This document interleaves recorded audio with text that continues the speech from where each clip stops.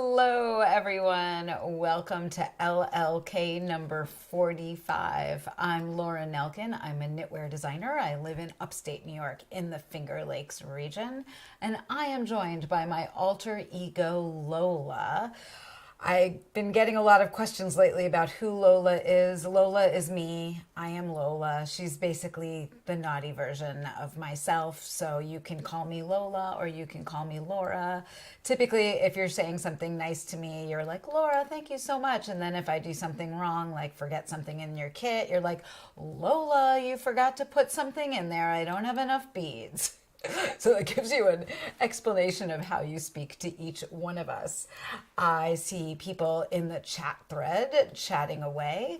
This is a live event that will be, you can play back later. So you'll notice that I don't interact a lot with the chatter as I am going through the event tonight. I will ask if there's any questions towards the end. So if you have any questions, hold those and I'll check in for questions at the end. I did see a few coming through before we got going, and I'll make sure to cover all of that while I'm hanging out and chatting with you. I have a table down around here, and it has been a month. I have been doing my part to stimulate the economy. That's the way I'm going to put that. So I have a lot of things to show you that I've gotten both at Ithaca Farmers Market and at Rhinebeck when I went to New York State Sheep and Wool, and then just some other goodies that have come my way. I have knitting to share with you. I am knitting away right now on the perhaps the brightest cowl I've ever knit. I meant to knit this during Cowlltober and I forgot about it, so I'm doing it now. I'll tell you about it in a second. But I'm seeing you in the chat thread introduce yourselves. So if you want to take a minute and say where you're from, if you haven't said that already, please do say where you're from. I saw people talking about the weather where they are. I am jealous of those of you that already have snow. You know that snow, I might like snow more than I like knitting, so it's a hard one for me. I crave going skiing, so I look forward to real snow, and I'm thrilled that some people are getting it. Here in the Finger Lakes region, it has been in the 50s and 60s. We've really only had one or two real frosts. I still have stuff in the garden that's doing fine. I have a fancy mum that my friend gave me that is going to manage to bloom this year. I looked at today and I actually saw the first like pop of color on the petals. So I don't think that's ever happened for me before up here. Normally we get one too many hard frost by this time of year. It sounds like you guys can all hear me and see me. I don't see anybody saying otherwise. I do see that some people are saying they're not a fan of snow. So more for me. That's all I'll say. I'm trying to decide where to start because there's so much. I hope you all have some knitting while you are listening and watching away. You have something to drink, whether it be tea or wine. I was thinking back fondly on our pandemic lives that we had in kind of the beginning of me doing lives, and I would have a drink with you all. And now I think I'm a little too uptight to have a drink until I'm done.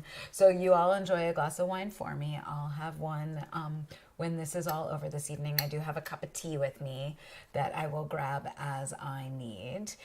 When I'm turning this way, it's because I'm checking the stream for a second just to make sure all is good. I see we have lots of Team Snows in the chat, which makes me happy. So things I'm going to talk about tonight are everything I bought at Rhinebeck. I've already told you that twice. I've got some fun photos for you of fall in upstate New York. I went through and just chose a few because I didn't want to take too long with that. I've been kind of sharing on social media as something gorgeous comes across my phone. I'm going to talk to you about November Lola's Choice Kit and Lowlember and what is happening with that. I also just want to like nod to Cowlltober and show you what I knit for Halloween and give some details about that. A few people were asking me to tell a bit more about what I knit for Halloween. And then, of course, I am going to share what we've been eating lately and what I've been watching and reading, just kind of that entertainment segment in case anybody else is looking for things. And I'm always open to suggestions. So if you have any ideas of things you've been reading or watching that you're loving after the live is over, if you leave that in the comments below the official video, not in the live chat stream, then I'll get to read those later. So without further ado, let's jump right in. I see that people are quite excited about Lola's Choice, so maybe I'll just start with that and then move on to other stuff. So I'm not revealing to you what the Lola's Choice yarn is, but it started landing today, and if you're really intrigued, you can go over to my Ravelry group, and there's a thread there, and if you read through there, you'll see what the yarn is. This is what the packages looked like that shipped out. They obviously had a shipping label on them. And what is very different about this Lola's Choice kit, Lola's Choice is my small knitted kit club, is that you are not getting, you have redeem codes for patterns in your kit, but you're not going to be able to redeem that code until September 13th. So this yarn is very, very special that's in this kit, and we're having a Zoom with the people who make this yarn to teach us about it. And then during that Zoom, I'm going to reveal the patterns that I designed with the yarn. I am going to release the videos that we made. Max and I shot 3 separate videos yesterday, one for kind of like how to work with the yarn, one for like that is very pattern specific, and then one that is a technique that I wanted to shoot that I had never shot before. So we kind of have 3 videos coming down the pike for it, and I'm very excited to have that Zoom with the yarn makers, because I'm sure we're all going to learn a lot from them. And I'm hoping I didn't end up saying something. Did I say something? I meant November 13th. Thank you. I'm still stuck on Cowlltober. So on November 13th, Sunday, November 13th. And that data is all in the Ravelry thread. I will give you all links below when we're done. So if you want to be part of that Zoom and you're not a member of Lola's Choice, that Zoom is only going to be available to people who have purchased this kit and signed up for Lola's Choice. So that's my little spiel. I'll move on from that quickly, but I'm thrilled that those of you who have opened the kit are excited about this yarn. The fabric that it makes is just freaking stunning, and I want to knit to it. I'll remember when I knit with Snefnug. I think that was not last January, but the January before, I knit Twistola in Snefnug yarn, and then I just kind of wanted to keep knitting things in it. And this yarn feels very, very similar to me. So there's that. As I finish telling you about something, I'm going to throw it over there because the table is so full that I need to have room so I can move around a little bit. So that is Lola's Choice. Since you guys are about to be casting on and knitting Lola's Choice, that means that I am currently knitting the next Lola's Choice kit. So that is on my needles. It is something I haven't knit in a little while for Lola's Choice. It's something I know many of you love to knit, and I am actually having more fun knitting these things than I have in a long time. I don't want to give too much away for those of you who've known me for a while and you know what my knitting likes and dislikes are, but I am having a very enjoyable time. Testers already have their yarn. They're waiting for the pattern. I've just been trying to get lots of things done at once, so the pattern is not quite ready to go, but it will be soon for them. And the yarn actually, I've been very careful, I think, with supply chain and shipping and holidays. I've been overly anxious about ordering things early and getting them in. So on Monday, I shipped Lola's Choice early, partially to just get it out of the room and make some space and make sure y'all got it on time. I shipped it on the 31st instead of on the 1st. And then that day, the yarn came for January's Lola's Choice kit. So there was I was trying to make some space, but we made some room out in the shed for it for a little while. So we'll bring it into the house when it makes sense a little sooner to the, Donna, I'm not knitting thongs and a bikini top. That's for Lowlember. That's happening sooner than January. I'm telling you. So that's what's on my needles for Lola's Choice right now is January. The other thing that's on my needles, and Max is not in here right now, and he actually has tried it on. I blocked Max's sweater, and I'm just onto the sleeves, and it is looking great. You guys have been following me knitting this sweater for going on a year and a half now, And after I finished the yoke, I'm not a lover of knitting with dark yarn in the round for miles, so I kind of slowed down a fair amount, and now I'm just on to Sleeve Island, but it will be done for the holidays for sure. What I decided to do with this to make it more fun for me is right now I'm on Magic Loop for the sleeves, and I forgot that since I never knit top-down yoke sweaters, I forgot that it's kind of annoying to have the whole sweater in your lap while you're doing the sleeve around and around. So I actually just ordered some of those Chow-Goo shorties with the super short needle tip, so I can work with a 12-inch round when I'm here, and then when I get down farther on the sleeve, I'll go down to the 9-inch round. And I think you know how sometimes you throw money at the problem? You're like, okay, if I get new needles, then I'll like knitting it more. So I ordered those from 4 Pearls, and they should be here very soon. And the problem with this is I'll be traveling in December, and it's a little big to bring with me traveling, but it might end up coming with me just so that it can get done because it's so easy to go around. And for those of you who haven't seen it anymore before, I'll give you a link to its pattern page in my Ravelry notebook. It is a yoke sweater design from my friend Kirsten Kapoor, and it is Spin Cycle yarns with Harrisville Nightshades. So that's also on my needles. And then the other thing that's on my needles, I don't have a lot right now, is Lolember. There's 2 different versions of the patterns I'm doing for Lolember, which is like my December countdown calendar pattern. And I'm going to actually bind off with you the last like 20 stitches of one of them to show you how to do an Icelandic bind off in a little while. And then the other thing that's on my needles is swatches to do the grading to write it up for both the DK and fingering weight. And then also I need to do all the step outs for the videos. So that's the other thing that's like on the side on my needles. But that will be, wrapped up within the next few weeks. So I'm looking forward to sharing those patterns with you. It's been quite fun working on them. And then I say a lot. Oh yeah. I think you guys should all drink every time I say how's that? Andrea, are you drunk yet? My friend Andrea, who's here watching, she and I went to Rhinebeck together, and she was like, I'm going to drink every time you say my name. So I'm just going to like pepper it throughout the rest of this live. So I don't know if she can slur while she's typing or not. I think she's cooking dinner too.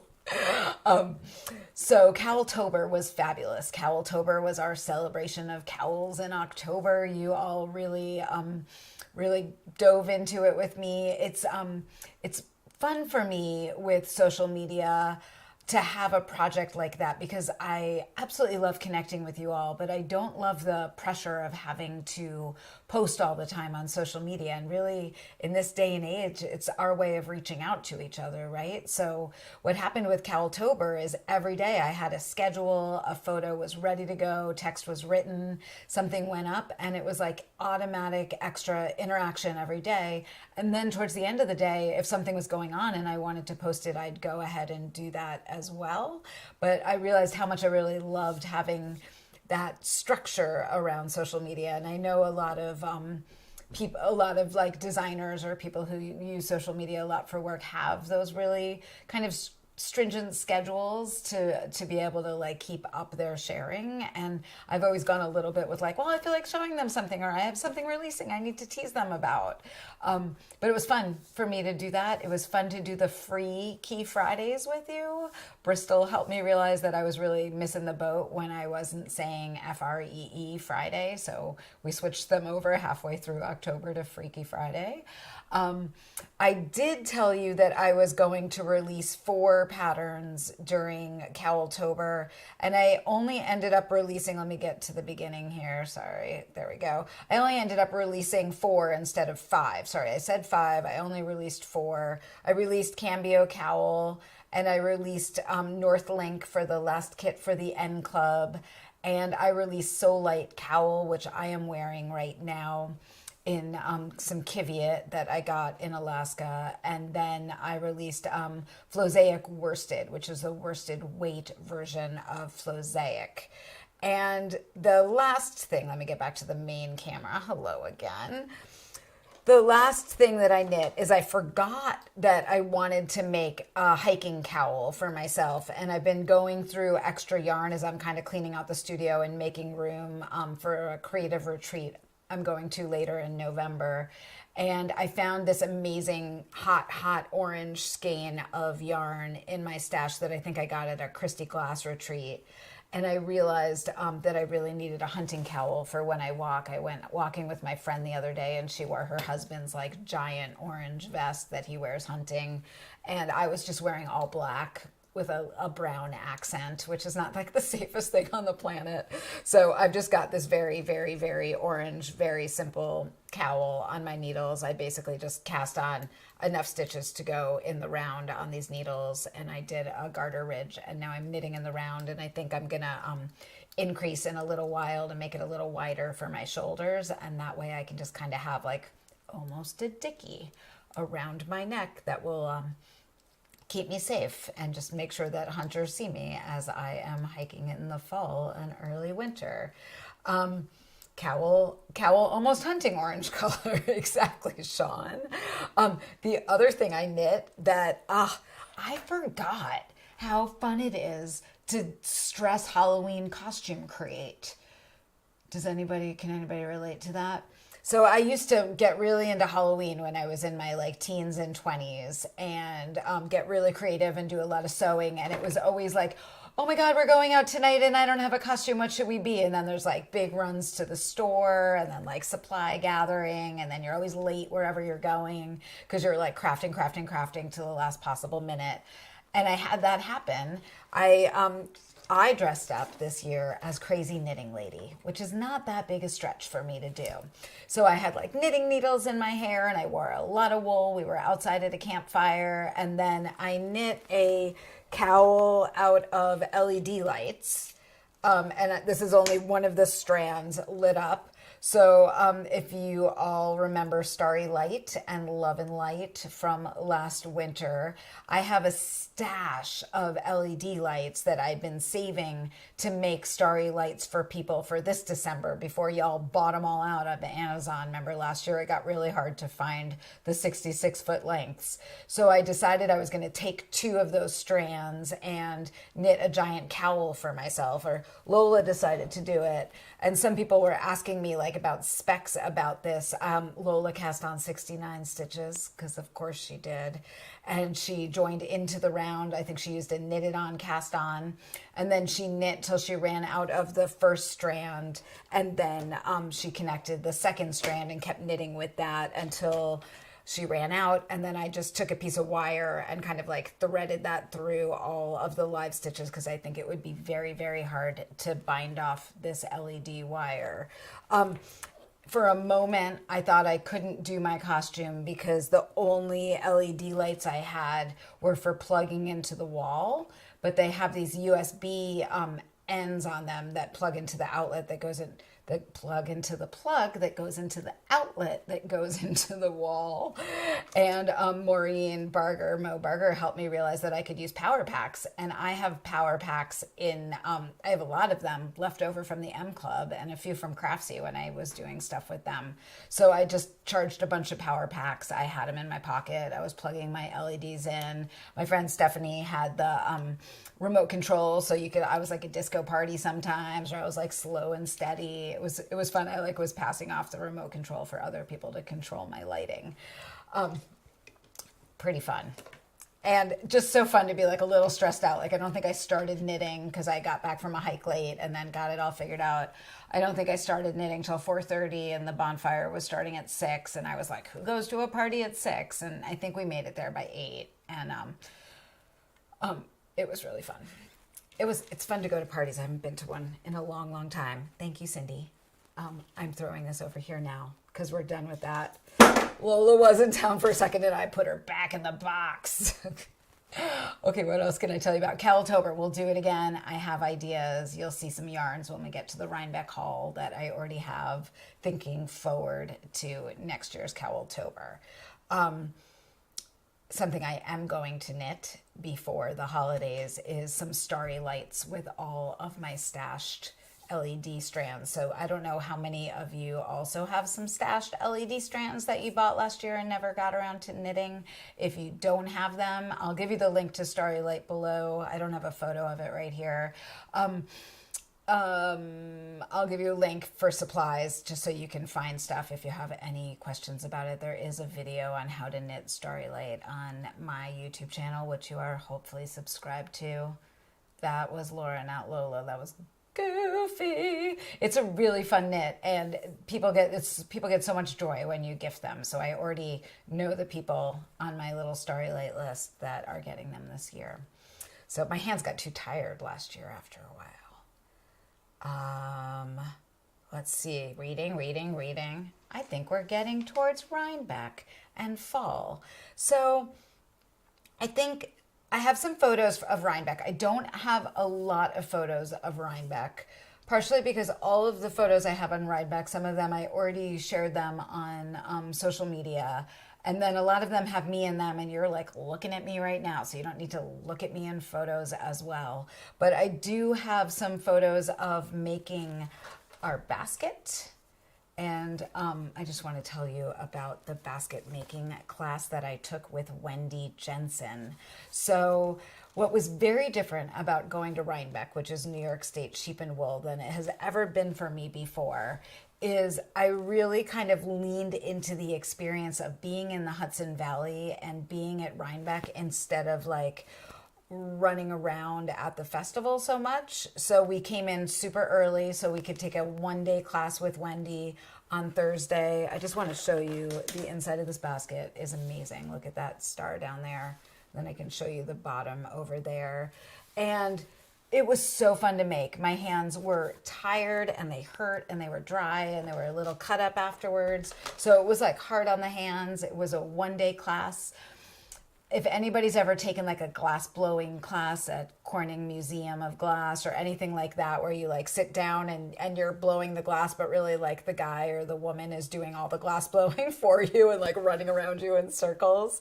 This class, there were like moments where I felt like if Wendy wasn't there, there was no world I could make this. Like I'd do something, it would be completely foobarred. She would come in and like just kind of jimmy a few things and kind of massage it a little bit and then pat me on the back and tell me everything was okay. And then I'd be like off and running again.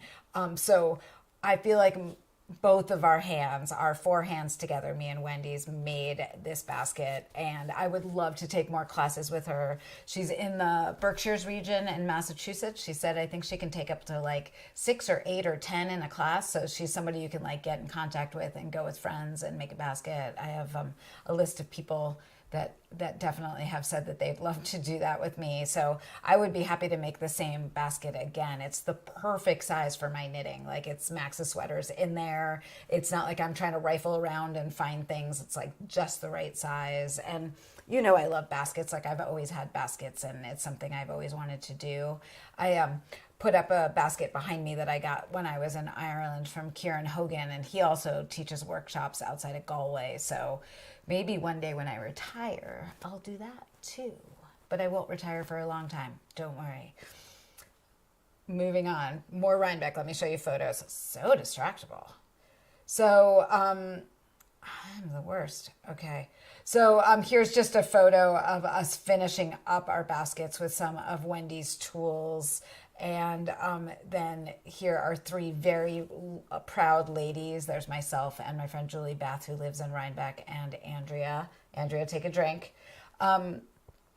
With our 3 finished baskets on the fairgrounds. And it was so cool to go to the fairgrounds early because they were completely quiet, right? Like they were mayhem during the festival. And I don't actually have any pictures. You might have seen other people's pictures online of how many people were there on the fairgrounds. And then on Friday, Andrea, take a drink, and I hiked up to Bonteque Craig, which is up in the Mohonk Preserve. And we hiked up to the top, and Andrea's a big birder, so she was counting birds, and I was just like laying in her lap and looking at the clouds. And honestly, I probably could have stayed on that mountaintop for much, much longer, but we came down the mountaintop and we went to Woolen Folk on Friday. So these are just some photos from our hikes along the weekend. We took another hike on Monday, kind of north of Woodstock on a rail trail that was, I think it's called the Ashokan Rail Trail, and that was absolutely beautiful. And then on the way home, Andrea and I stopped at South Hill Cider and did a little cider tasting and just really like took advantage of stretching out the weekend. And so I loved Rhinebeck, and I love being there, and I love seeing so many people, but the festival itself was just really crowded and overwhelming, and there were a lot of humans. So as much as I am thrilled that I did that part of it, I'm so glad that we found the balance with outside and kind of experiencing the other things the Hudson Valley has to offer. And I think I'll always do that balance at Rhinebeck. Like if you go long enough, there's kind of time to do everything and not feel like you're just like slamming in, surrounded by humanity, and slamming out again. I did really love having our meetup at the end of the day on Saturday. It was great to see so many people, and like we, had been running into each other during the day, but it was so nice to know we had like a place to be at the end of the day before everybody drove home. So that was really fun, and I'm sure we'll do similar things in the future. I'm like looking, I'm not supposed to read the chat. It's very complicated for me. To see y'all chatting away while I am talking. So absolutely stunning. It was a fabulous weekend. I want to show you all of the yarn and goodies that I got while I was at Rhinebeck. So I've got a big old basket right here. Here's my big old basket, separate. I needed a bigger one than the one I made. And then I've got a few other extras around me. So I want to start by showing you my favorite hand cream. And some of you who've been in my clubs in the past will already know about Utopia hand cream. Utopia hand cream is a sheep lanolin hand cream. It is my absolute favorite hand cream. I basically have one in every kind of like station in my house. I might want hand cream. So there's like one by the sink, there's one by my knitting table, there's one by my bedside table, there's one up here in the video studio, and there's one downstairs in like the kit building sewing studio. So one of the things that was on my list for Rhinebeck was to go and say hi and then pick up a bunch of these because I knew I needed extras at home. And then I also got some as gifts. So this is my personal favorite hand cream. I know my other hand cream that I love that I use often is there's a Kiehl's hand cream that's like a little more like almost creates like a glove on your hand. And sometimes when I'm knitting lace that I think I threw it somewhere else, so I can't show it to you.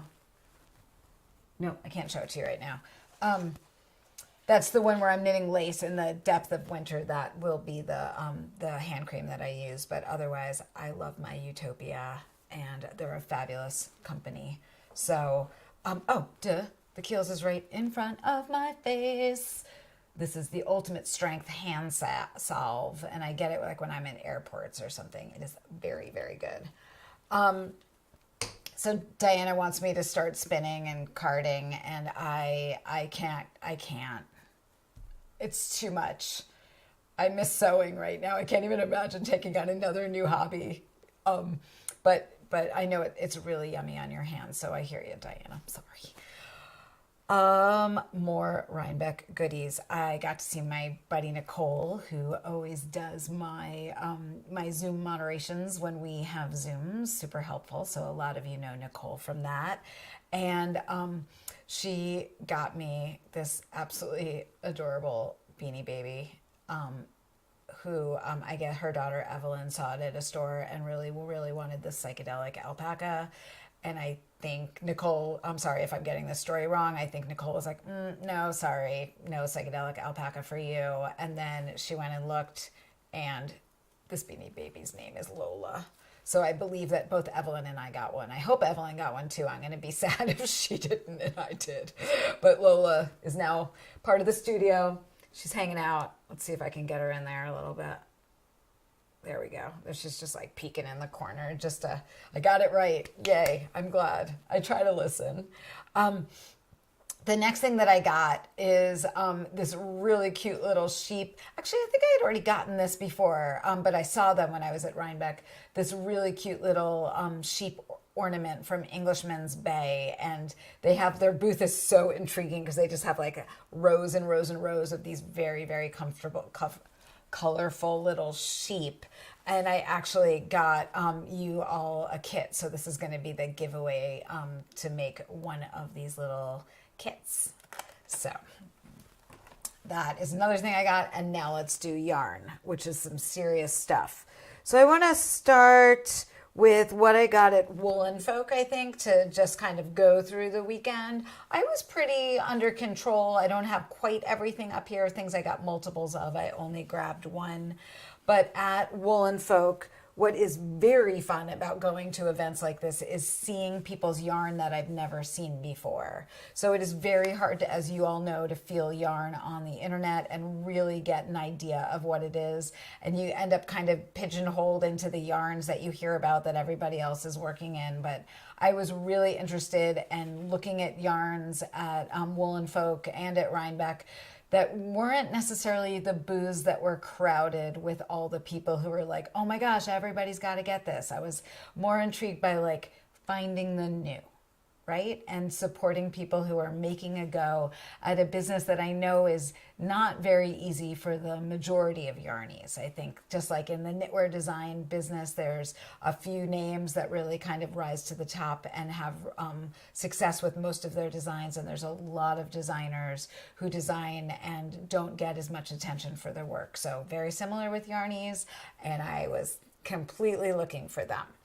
That said, this first yarn that I got is from So Happy Jane, and I met Jane years ago at an Ann Bud retreat, and I knew I was going to buy this yarn the moment that I saw it, because I'm just going to like spin one around so I have them in both different ways, because it is Finn yarn, and you all know that I love Finn yarn, and I've been drawn to it for a very long time. So I was checking this out and chatting away, and I realized that this is a blend of Northeast US Finn and Northeast US Merino. And as we were chatting away about the yarn, Jane was telling me that actually this is like a labor of love for her, but that it does not sell as well as her like superwash hand-dyed yarn that she does, where everybody's like very, very drawn to the colors. But this is exactly the kind of yarn that I absolutely adore, and I am very excited to do some kind of two-color something, dare I say a cowl, for next Cowlltober. So I kind of like went with a neutral and a hand paint. The hand on it is gorgeous. It would make a stunning sweater. And I might end up deciding at some point to go back and get more of the linen color, which is the undyed color, to do a sweater with, because it's a really, really lovely, well-spun yarn. And she buys the fleece and then makes the yarn herself. So this is a base that is exclusive to her, which is hard to find. A lot of times when you're at big events like that, a lot of the yarns that you see are kind of all the different base, and people are putting their colors on it. So it's really interesting to look for bases that are super unique. And you know, that's the thing I love. So I'm done telling you about that. I'm throwing it that way. There we go. That's how we do. The other yarn that I got that I had never knit with before, never even seen before, is Moondrake yarn. And this yarn is let me go to the overhead camera so you can see it. There's the label. It is a BFL silk fingering weight yarn. So it is 80% non-superwash BFL and 20% mulberry silk. I think, and I could be wrong because I haven't tested it yet, that this would make an absolutely gorgeous bling tee, which I know many of you have been asking me to do a tee version of the bling tank that I released this summer. So I think that this yarn with that mulberry silk and the BFL, I think the beads will do beautifully on it. I think it's going to have incredible drape. And so this is my idea to do a bling tee out of, but I'll have to kind of wind it off and do some swatching and test it with the beads and see if it is going to pill over time or not, because I'm not going to want to use it if it's going to end up being a pilly yarn. But it just feels like it's going to feel great against the skin, and I love mulberry silk. It adds like such kind of weight and sheen and luster to it. So I wish I love this color, and I know why I got it because I don't have any tops in this color, but I'm not sure it's the best color for me. So I'm not sure if I wish I bought a different color, but I can always buy more. Oh, there we go with that. This is fun, tossing yarn. Okay, so fast forward, that was Woolen Folk. I didn't do that much damage at Woolen Folk. Let's fast forward to Rhinebeck. So I was on the fairgrounds a little bit on Sunday and mostly on Saturday. It was insanely crowded in the barns. So we went in, Andrea and I, and then we went out again and did some outside stuff, and then we went back in on Sunday. But the first place that we went into was Garthanor Organic, and I've never seen their yarns. I've heard about them and seen people knit with them on Instagram or Facebook, but I've never actually seen them in person, and their story is really interesting. So they're 100% organic from sheep to shelf, and all of their yarns are fully traceable. So they know where all the fleeces are coming from. They know where everything is scoured, is milled, is dyed, and they had a lot of natural colors. They had some hand dyes, but it was like mostly natural colors in there. Alex Bird dyes a lot, or knits a lot and designs with their yarns, and she was there, and we got to meet for the second time. We met one night a little bit drunk on a bus in Edinburgh, which she reminded me about. We were all trying to get home from Edinburgh Yarn Fest together after a fun night of dancing at the Ceilidh. So let me just go to the overhead so you can really see this. You all know that I love knitting lace. So one of the things I wanted to look at at Rhinebeck was new to me lace yarns. And this is an organic Shetland wool. Its hand is incredibly soft and yummy. It will do Shetland lace or something similar to that absolutely beautifully. This is 350 meters on a 50 grand hank. So this will make like a small, beautiful shawl.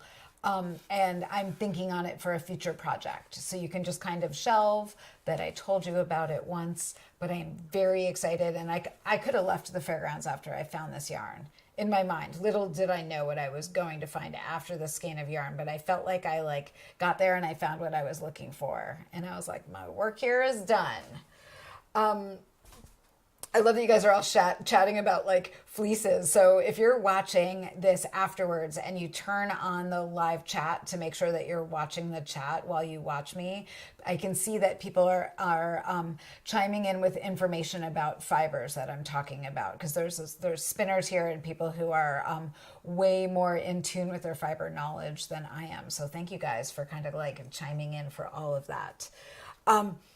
Next up, as we were walking through a barn, we came to the Victory Farm Paco-Vincunas. They are based in Montana, and they have a herd of 230 Paco-Vincunas. I did a little research to be able to tell you what a Paco-Vincuna is.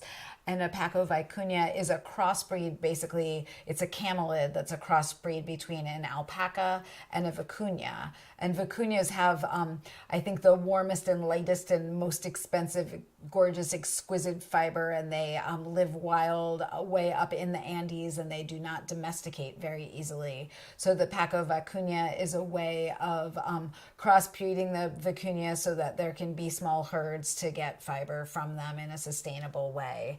So we got to meet the farmer and talk about if they stayed out all winter, or they came into barns, or what their eating habits were like. It was very interesting. She had some absolutely gorgeous samples knit in her booth, and I got this one skein of Paco-Vincuna that is, let me hold it underneath so you can really appreciate it with me.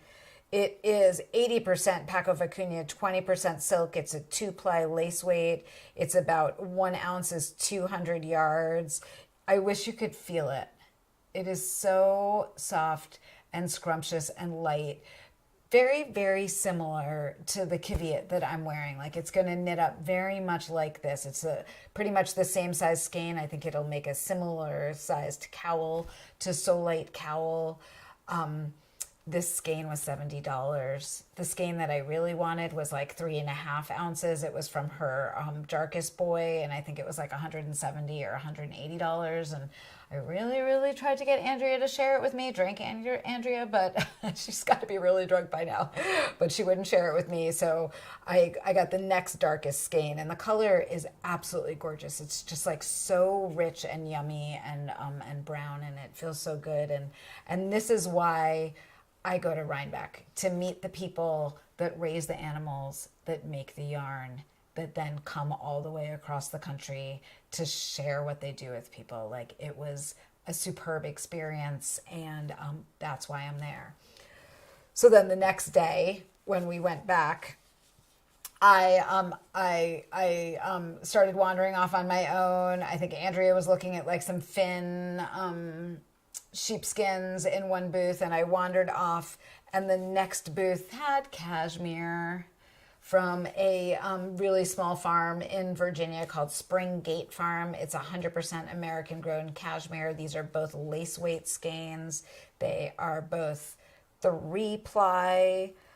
They've got 220 yards on each of them. One is kind of like a lovely avocado color. One is a gorgeous teal turquoise. I don't think that I'll be blending them together. I think that they'll end up being separate projects. Like maybe, I'll make one for somebody and keep one for myself. But so these are the yarns. These 2 yarns that you're just seeing are the yarns that I'll probably make special cowls for next Cowlltober. I really love that cowls are something that can highlight those really precious skeins of yarn that you're not going to knit like a sweater or a bigger accessory or mitts with. So these are absolutely gorgeous. It was great to meet the farmer and talk with her. Somebody had actually been through her booth wearing one of my pieces like right before that, so she had just heard my name.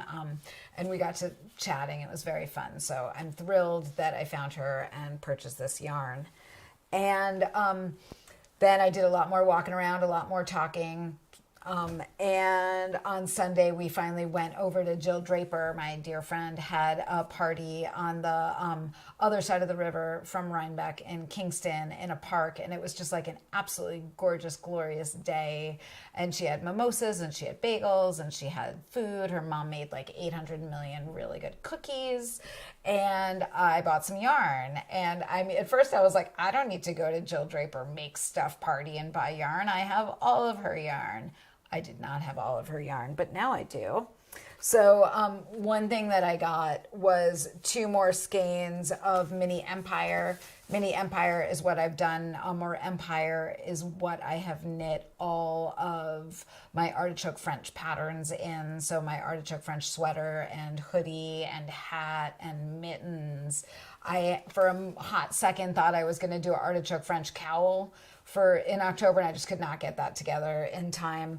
But I know that my mittens are really, my artichoke French mitts, the purple ones in particular, have really almost like had their lifespan. They can be mended a little bit, but like I do everything in them in the winter. So I got this really beautiful kind of patina color. And if I put it underneath the overhead camera, I feel like we lost the color grade on the overhead camera. I'm not sure if Max can hear me or not. The green is not showing up very well for you to see it, but there it is. You can see it a little better on the front camera. There you go. And I got a dark gray. So those are just kind of for stash. Like if a guy needs a hat, I'll use that dark gray and knit a nice hat there. The other thing that I got from her is I actually had a skein of this that she gave me last summer, but I put it somewhere and I forgot about it. And then she released this last winter, and it is a 60% Rambouillet wool, 40% alpaca lace weight.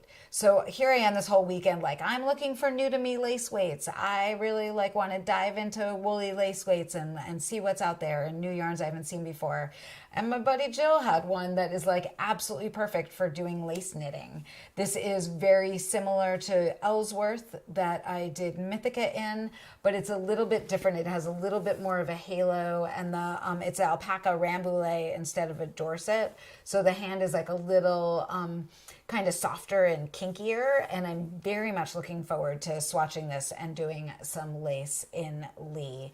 And this is this really gorgeous color called Clear Skies. So one of the things I like about this color when I look at yarns, and again, this might be a little bit dark over the overhead, it's hard for me to tell.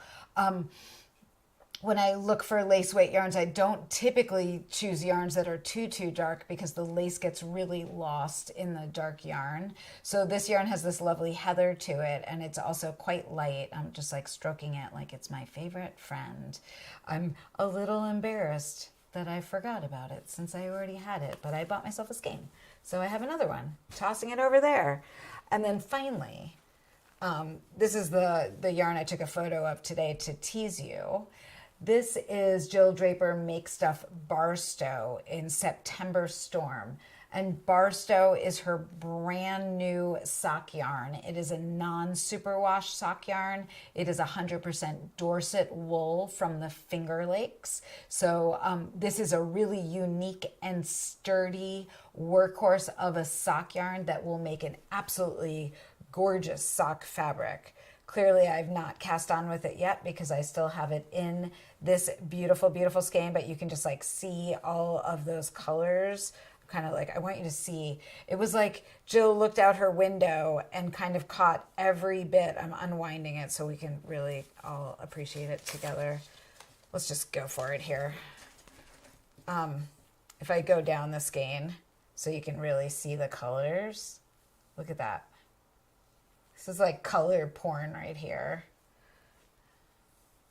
Oh, there's just so much going on in this, and it would just be the most scrumptious pair of socks. I think knitting them, it's that style of variegated yarn where like every stitch on your needle will be a different color. So you'll be like, I'm knitting a red stitch, I'm knitting an orange stitch, I'm knitting a purple stitch. Like just really bring you joy. And I think if you did it with some kind of like slip stitch pattern to kind of break it up, if there's any pooling, it would go really well. So I'm kind of just trying to twist that up a little bit. So Barstow, really special sock yarn. If you are a sock knitter and want to make a sturdy pair of yummy socks, it's a fingering weight yarn. This is the sock yarn for you. I feel like I'm like, are you tired of superwash yarn? If you are, knit with Barstow. There, I'm not getting paid for that advertisement. I swear I didn't drink anything. What else besides socks would you make? You could make a cowl, you could make a sweater, you could make mittens, like really gorgeous mittens. You could do like a double layered mitten, you could do a hat, you could do a thong, you could do a bikini. Should I move on from that? So I did buy a lot at Rhinebeck. I didn't buy a ton at Rhinebeck because the weekend before I went to Rhinebeck, or 2 weekends before, I was getting ready for a photo shoot and I was going to the farmer's market to pick up things for Lola. So we have been deep into Lola kit building, and I was picking up things from a few artisans at the farmer's market. And it was the first time in forever I have been to the farmer's market in Ithaca alone without anybody else. And there is a hat maker at the farmer's market called Two Foxes Studio. And in the summertime, she makes absolutely gorgeous straw hats. She's a real milliner. She sews the straw like around and around and around, and then builds the crown and builds down. And then in the fall and winter, she works with boiled wool, and she has oh, it's the first time I'm blanking on a word tonight. You know, the things that milliners use to form hats on. Somebody will come up with it.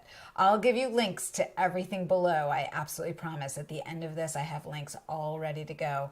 So my grandma was a milliner. I don't know if you knew that. My dad's mom, who passed away when I was 5, was a milliner. And if you go on Etsy, you can see hats that my grandma designed. Her name was Frances Nelkin. And So I've always been very drawn to millinery, but never like learned how to do it. I did not end up with any of her hat blocks. Thank you.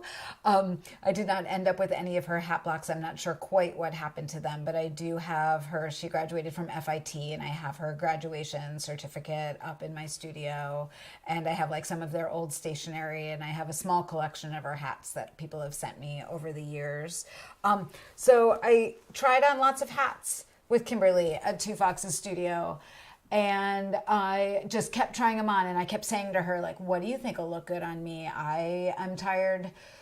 So we all know when we knit that if it is cold out and we put on a wool hat and our wool scarf and our wool mittens, and then we've got a sweater on, and then maybe we have some wool socks, and we like look like crazy knitting lady. So I was like, well, maybe if I have a wool hat, that's like one less knitting thing I'm wearing sometimes. So I had her kind of go around her booth and pull hats that she thought would look fun on me, and I tried them on, and I try other ones on, and I just kept coming back to this one. And so I bought this for myself, and then I used it in photo shoots so I could write it off. That's how we do over here. And it was funny when she was kind of sizing it for me. She had to sew up just a little bit on the inside because it was a little bit too loose. She was like, do you want some other feathers? Because it only has that one tiny little feather on it. And I was like, no, because the feathers are going to find me. And we have a lot of ringneck pheasants right now around here, and other, birds. I run into feathers all the time. So I'm looking for feathers. Andrea, see, you knew I was going to say your name 800 times. Had an idea that we should knit brioche feathers, which I think is really fun, although that could make me look like crazy knitting lady again. So I don't know about that. But that's my new hat that I absolutely love, and you've certainly seen it in some photos, and you'll see it again because I've been wearing it often and really enjoying it. It's pretty good to have a hat when you're having a bad hair day because it kind of covers a multitude of evils there. Although I found on Halloween night, I went out and I was wearing it with my light up cowl, of course. And every time you go to hug somebody, they knock your hat off. So I had to learn to kind of like grab my hat as I went to hug. The struggle is real. The hugging is awesome. And I'm so glad it's back on. So I don't want to complain too much about hugging and having to take my hat off. How are we doing here? I think we're getting through some stuff very well. Proud. Okay. I think we're almost done talking about, I want to just touch on the lumber super quickly. So we are working on building kits. I am going to admit that I did not do the math. Like if I sell this many kits and then there's 25 things that need to be individually wrapped and then multiply those two numbers together, that's how many things all of our hands need to touch. So we've been doing about like 6 things packaged up a week. We will definitely be done in time. I'm waiting on, I have everything here that I ordered for every day of low lumber. I'm waiting on the yarn to come from Emma's Yarn. I know that they're in a similar situation, wrapping up every single skein. And then that will be here and they will be shipping out. I will definitely let everybody in low lumber know when they ship. You will get a shipping notice. I am sure they will be to you way before December 1st. We're wrapping one thing right now for one of the days that is in tissue paper, and it was like a little futzier to wrap, and my friend Stephanie's helping me, and she's a much better wrapper than I am. And I held up like one of her absolutely gorgeous ones that she wrapped, and then like one that I did in 30, maybe 17 seconds. And I was like, people are gonna know which ones Stephanie did and which ones Lola did. And the reality is no one's getting 2 of these, so you're not going to be able to like compare and contrast. And I was just like having a get it done moment. But we are having a really good time packing up all of the low lumber goodies. A lot of thought and love has gone into each step of it, and I'm pretty excited to laugh along with you as you are opening everything.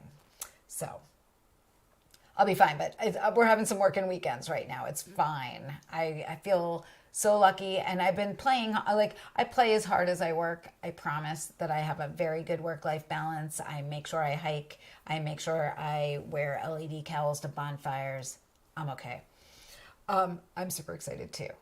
Finally, before I tell you about the like books, reading, eating, all that jazz, Knit for Food. Who's up for doing Knit for Food in 2023 with me? I'm hoping many of you are. Right now we are settling into a date, and we will announce the final date on Giving Tuesday, which is right before Giving Tuesday, right before Thanksgiving. I think it's right after Thanksgiving. Right now, we're kind of in between two dates in March. I think we're going to do a Sunday this year because we did a Saturday last year and we did a Sunday the year before. So just kind of like bouncing back and forth with those. I am really looking forward to it. I am very aware that with inflation and everything else that is going on right now, that food insecurity and hunger in America is as big a problem as it ever was, perhaps bigger. And I am thrilled that the knitting community can come together and do what we do. I will give you a link below so that if you don't know what I'm talking about, I don't want to go too into it, you can find out a bit more about it. But we won't start fundraising and kind of like getting team members and getting going with things until like 6 or 7 weeks before the knit-a-thon date. So there's your reminder right there, and thank you so much.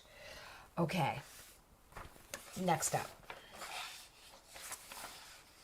What I am reading at night. So I am supposedly part of a book group that I never go to, but I love reading the books that they choose. And I was supposed to go to it last Friday. I actually finished the book Thursday night so that I could go to it. And then I did not feel like leaving my house because I knew I was leaving the next night and I was going to go hiking the next day, and I suck. But the book that they read is All of It by Jeannete Haien. And it is a short book. It is a 162-page book. It is written by a woman who's a concert pianist, and then she's also a writer. And she and her husband, I believe they live in New York City, and then they also have a place in Connemara in Ireland. And it is set in Ireland. And I can't tell you too much about it without giving a really big, like, piece of it away, but it's basically about a husband and wife, and they have a very, very big secret. And the husband is on his deathbed, and he dies before he can kind of come clean to the priest, and then the wife comes clean to the priest. And it's kind of about the priest's like struggles and understanding, and also like his patience to kind of really like suss out the situation before being like completely judgmental and flying off the hook. And it's short and sweet and beautifully written and meaningful. And I felt like I was in Ireland, which we all know I'm basically Irish, so I love that piece of it. But if you're looking for a shorter read that is poignant and sweet and not too much, but also not just like fluff, I would highly suggest it. And I'd like to thank the book group I never go to for choosing that book for us to read. Next up, the next book that they chose that I'm all about is Demon Copperhead by Barbara Kingsolver. And I've read many of Barbara Kingsolver's books in the past. I've heard this one compared to Poisonwood Bible for its intensity. It is different than the 162-page book, is that it's like 556 pages. And that's my next up book to read. I am like in the middle of some fluffy little thing. I couldn't even tell you the name of it. That is also set in, I think it's set in Scotland. And I'll slam through that, and then I'm deep into Demon Copperhead. And I'm off the hook for the next book group because I'll be in Florida when they're having it. So, but I will get it done and pretend that I'm still part of that book group. In terms of listening, I want to remind you all that I use Libro FM. Libro FM is an alternate audiobook resource than using Audible. And what Libro FM does that is really cool is when you sign up with it, you kind of assign your local bookstore so they get a portion of the sales of your audiobook. So I sign up, I get monthly credits, and right now my account's on hold because I have like 3 more credits to use, but I just downloaded Bono's new book that is called Surrender, and I knew that it was coming for quite a while, but I heard him the other day on Fresh Air, and it reminded me that I really wanted to listen to it, partially because he reads it. And then that's my way of saying that Bono is going to be reading a book to me. And already twice I've started listening to it, and I just kind of like get all soothed with his voice and start like thinking about something. So when I find that happens with an audiobook, sometimes I like pick up the speed a tiny bit on it just to like give it like a little bit more of a pentameter. And then that helps me kind of not go into the zone if you will. So I'm really looking forward to listening to that. And then I have also been listening to Tig Notaro's podcast. And that's one that I had listened to for a while and then I stopped. So I've kind of like come back to it and been binging a few episodes and really enjoying that. So that's the other one I've been listening to. In terms of watching, because I've been knitting so much, I've been watching a lot. So the last time we had a live, I don't even remember what I told you I watched. I've watched a lot of things since then. I watch when I knit at night. It's my favorite thing to do when I finally sit in my chair. My girl was home. I haven't showed you those photos. So my girl was home the weekend after Rhinebeck, and we were doing some stuff together, and I was knitting away, and we decided to watch something, and we watched like this cult show about the 12 tribes, which have a cafe in Ithaca, and they're problematic, and we wanted to learn more about that cult. And so we watched this show that was like an NBC special. And then one of the other cults that special was covering was Nexium. And I was like, ooh, let's watch that. I don't know what Nexium is. And Bella was like, no, that's a hard no. I am not watching that. That is sick. And then I was like, when are you leaving? I want to watch it. So like the moment she left that Tuesday, I was like, I'm watching the Nexium show. And I watched that and I was very intrigued. It's totally sick and upsetting. And then I found a whole show on HBO called The Vow. It's actually into the second season right now. The first season kind of like sets what happened within this cult structure that was based in Albany. And the second season is about the court trial and hearings. I'm not going to go too deep into it. I don't want to trigger anybody, but if you like to, I don't know, check that out. I don't want to say I'm loving it because that makes me sound sick. Lola is loving it. That's what we'll say. The other thing I just watched this week on Netflix is From Scratch. I actually stayed up really late the other night watching it. It's quite sad and poignant and sweet and lovely, and it's like half in Sicily and half in America. And it was beautiful, and I laughed, I cried, I got some knitting done, all those things. And then I'm also watching Bad Sisters on Apple TV, which is an Irish show about a few Irish sisters who, I'm not quite sure if they do, but I think that they kill their brother-in-law because they really don't like him. And then it's all just kind of about that. And it's quite funny. The actresses are excellent in it. One of the actresses was also in Catastrophe. So really liking that. So those are just some things to watch. I'm still waiting for the Banshees of Inisherin to be available locally. So I think it's playing in Syracuse, but I haven't seen it anywhere closer than that. But I am looking forward to watching that. Before I get to what we're eating and then the giveaway and say goodbye, I forgot to show you some other fall photos from the Fingerlakes because I just forgot, because I can't believe how long I've been talking for. This is the longest live ever. This is Teganic Falls in the fall. It's just been absolutely the most glorious fall here. And so some hikes I don't take my phone, many hikes I do take my phone, but it's just been really spectacular. I took this photo when Andrea and I were at Teganic Falls, and there is a peregrine falcon in that photo. I circled it for you so you could see it. It's really hard to see the falcon. It sits on this one little stick, and I know just where it is, but it's really hard to photograph. I can't get up quite close to it. But the interesting thing about peregrine falcons is that they don't soar. Like, they sit in a place. They kind of have a place that they sit all the time, and then they'll fly to catch their prey, and they're the fastest bird on earth. But that stick, I know exactly where it is. I look for it every time I hike, and I would say 50% of the time, I believe it's a he. I have no idea, honestly, if it's a he or a she is there. They will be leaving soon for the winter, although it's not really that cold yet, so I'm not quite sure when they are leaving. So there's that peregrine falcon right there. We really did see it.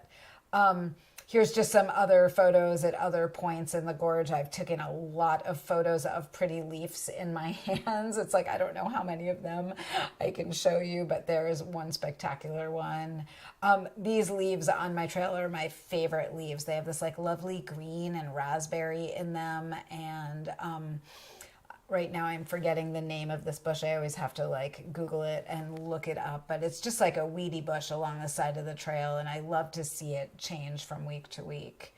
And then we also went to Watkins Glen, which was absolutely beautiful, and we have this little secret. I mean, I'm sure we're not the only ones who know it, and now all of you know it too. But in Watkins Glen, if you go right towards the end of the day, all of the tour buses are gone, all of the people are at dinner, and it particularly works right before the time change. So if you go at like 5:30, 5:45, it empties out, and you end up seeing like 2 or 3 people in the Glen. And otherwise, when you go to Watkins Glen for the most of the year, when it's open, it's just crawling with humanity, and it's impossible to get pretty photos and just kind of like really enjoy the scenic beauty of the place. So we had a pretty magical evening there, and then we went out for Thai food, and that was also really fun.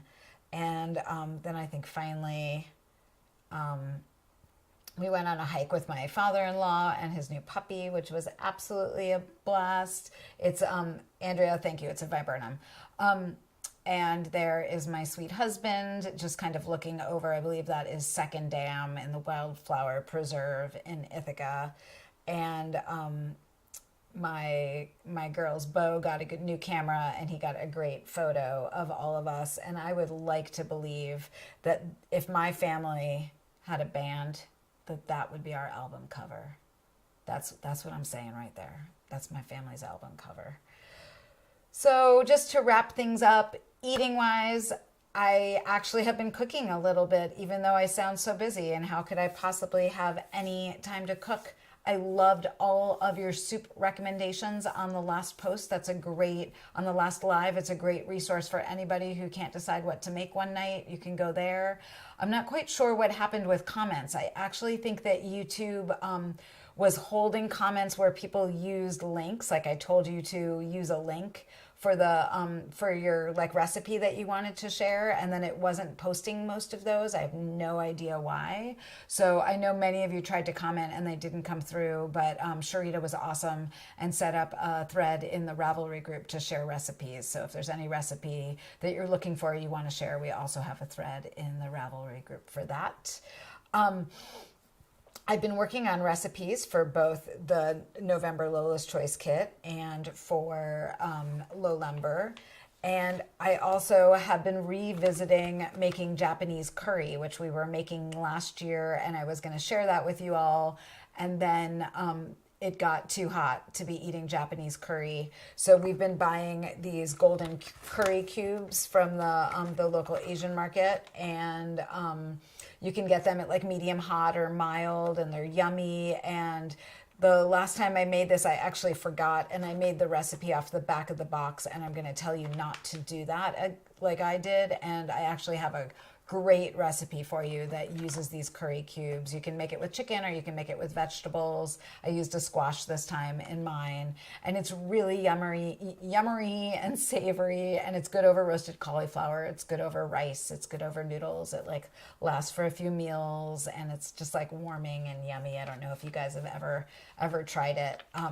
You can also make your own curry cubes if you want. We bought the S&B curry powder that's by this same company. The curry powder is really good. It's excellent curry powder. And I make it in the Instant Pot, so that's just like an easy thing. And the other thing that's like my new obsession, which I keep being like, how could I have something new? How do I constantly have new things that I love? Is I discovered matcha. And I'm like a matcha convert. Does anybody else here like matcha? I am all into matcha.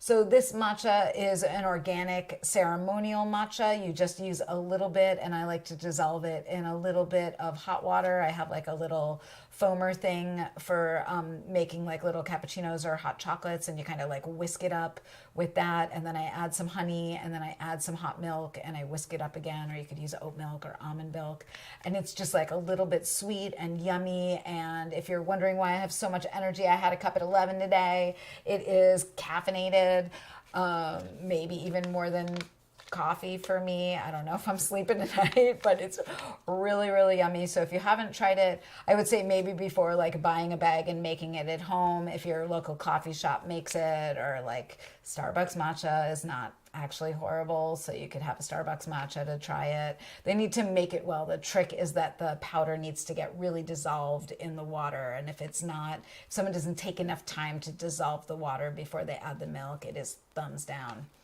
Not so good. So matcha, Japanese curry, that's what we've been cooking lately. We'll certainly be cooking together for Lola's Choice for those of you who've already gotten that kit. I want to tell you that I'm not sure if my next live is going to be Wednesday, December 14th, or if I'm going to wait and do Wednesday, January 11th. It's going to kind of depend how things are going. I'm going to be in Florida for the first week of December, and I'm just going to kind of leave that open and give myself some grace. I know that a lot of vloggers do Vlogmas, which means they vlog every day between like December 1st and December 25th. So I feel like there's just like a ton of content to consume in December, and we'll also be doing all the Lowlember stuff together. So maybe I'll just do like some fast Instagram, Facebook live things to kind of talk about that day's goodie and not do like a big deep dive like this, and then come back fresh in January. So the winner of last week's giveaway, which is a Cambio Cowl kit, is Maureen Barger, which was, I was psyched when it was you, Mo, because you totally helped me out with my Halloween costume, and I was like, yay, I get to like pay her back. So these are always totally random. It's just how it happened.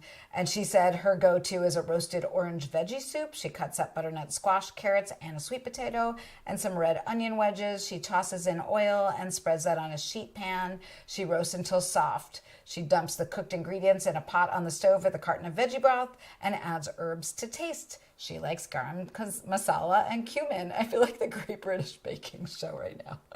Curry is an option. Use an immersion blender to blend up most of it. Leave a few chunks because that gives it texture. I totally agree. Top it with pumpkin seeds and maybe a swirl of plain kefir. Takes about an hour to cook. Yum. That sounds great, and like a similar version of a soup I make, but this sounds a little bit more elevated than the butternut squash soup I make. So I'm going to try this, Mo, and I'll report back to you. I have a kit for you from Englishman's Bay to make an adorable little sheep for yourself. I am going to choose a winner December 14th, whether or not I do a live, so that you get this in time to make it for the holidays, because I think it would be really cute somewhere in your house. So what you can do is tell me below what's on your needles for gift knitting, because that is what we should all be thinking about right now. Like, I know I'm going to have some starry lights on my needles for gift knitting, but what are you thinking about gift knitting? Don't leave that in the live chat comments. Wait until this live is over and leave that comment below. I am going to go end things, but I don't know where Max is, so I'm going to start talking to him, because I can't end it until he's here. Need you, Max.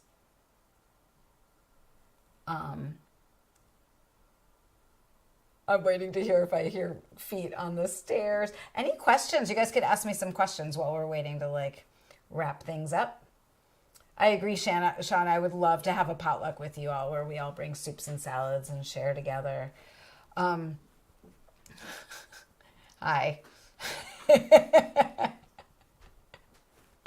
We're all good. Max is here. I don't see any questions. I'm kind of just looking to see if I see anything.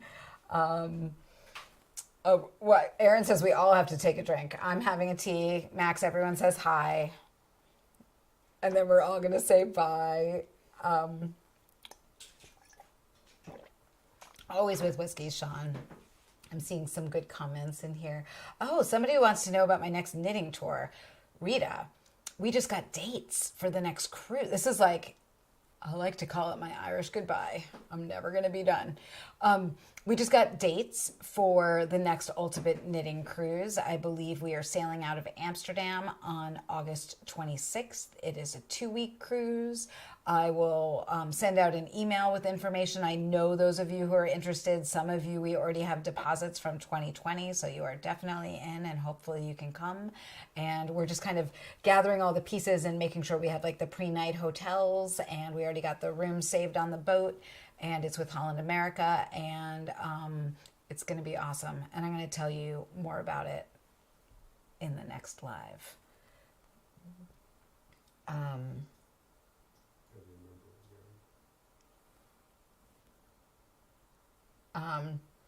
Oh, Icelandic bind off. Oh my God.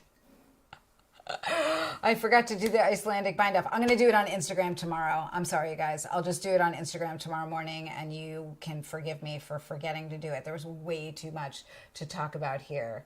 I really appreciate you all. I'm so sorry I forgot. Next time I'll make sure I make bigger notes and check in sooner. And the Icelandic bind off is easy to do, and I'll make sure you get a link for how to do that. So thank you so much for watching. Please subscribe to my channel. Forgive me for being crazy tonight. And I appreciate you so much.